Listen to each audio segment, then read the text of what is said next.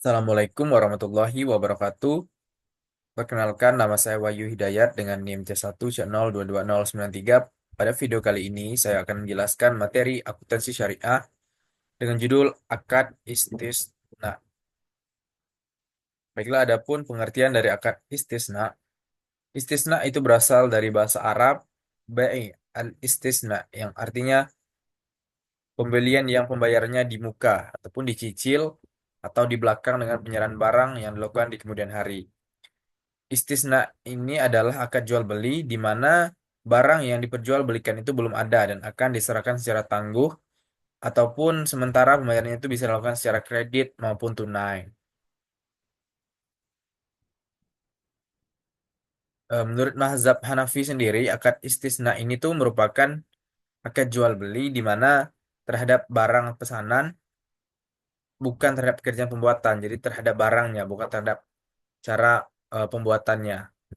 Jadi jika penjual itu tidak membuat sendiri barang pesanan ataupun barangnya itu sudah ada sebelumnya dibuat, sebelum terjadi akad itu barang sudah ada, eh, tetapi barang itu sesuai dengan pesanan kita yang tadi di awal, maka akad atas barang tersebut itu dibenarkan menurut mazhab Hanafi ya. Jadi akad istisna ini itu merupakan pembelian itu yang dibayarnya di muka ataupun dicicil, ataupun belakangan penyerahan barang yang dilakukan di kemudian hari. Misalnya kita beli rumah, terus rumahnya itu kita bayar uang DP dulu, nanti penyerahan barangnya itu di akhir setelah selesai begitu. Oke, untuk jenis akad istisna ini sendiri itu ada dua. Yang pertama itu ada istisna biasa atau akad istisna yang dimana ini akad jual belinya itu dalam bentuk pemesanan pembuatan barang tertentu dengan kriteria persyaratan tertentu yang disepakati antara pemesan mustasni dan syakni itu eh, ini yang membuat pesanan. Jadi yang istisna biasa ini ya seperti biasanya akad jual belinya itu untuk pemasanan pembuatan barang tertentu dengan kriteria persyaratan tertentu yang disepakati di awal. Terus ada istisna paralel itu di mana satu bentuk akad istisna antara penjual dan pembeli atau pemesan di mana untuk memenuhi kewajibannya kepada pemesan, penjual ini melakukan akad istisna dengan pihak lain, subkontraktor yang dapat memenuhi aset yang dipesan pemesan. Misal kita pesan satu rumah, terus nanti kita mau di rumah itu eh, ada barang anggap aja kursi yang kursi kayu jati misalnya begitu. Nah, nanti mungkin si penjual itu si penyedia jasanya itu akan memesan lagi dengan pihak kontraktor untuk dibuatkan kursi begitu. Jadi mereka yang buat semuanya gitu.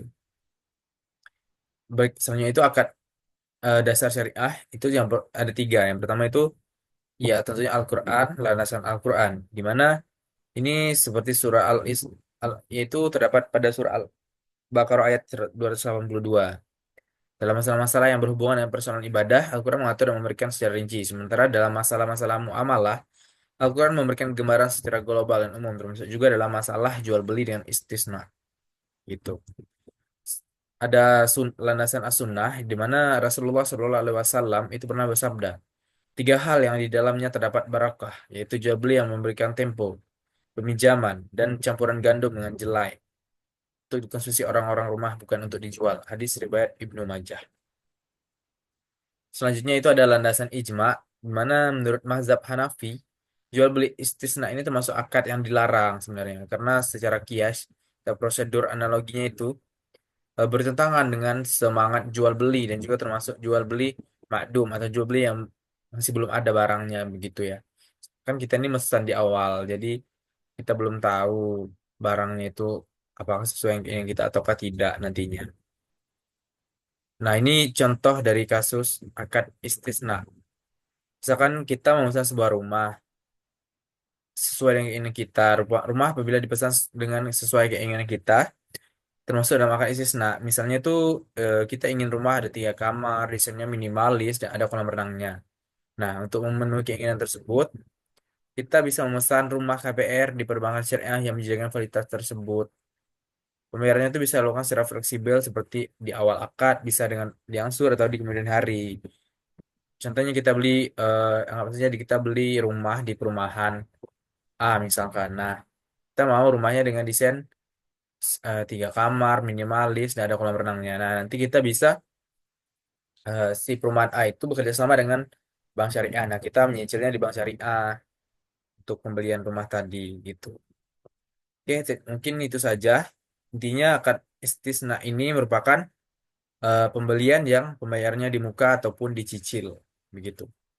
Oke, sekian dari saya. Terima kasih. Wassalamualaikum warahmatullahi wabarakatuh.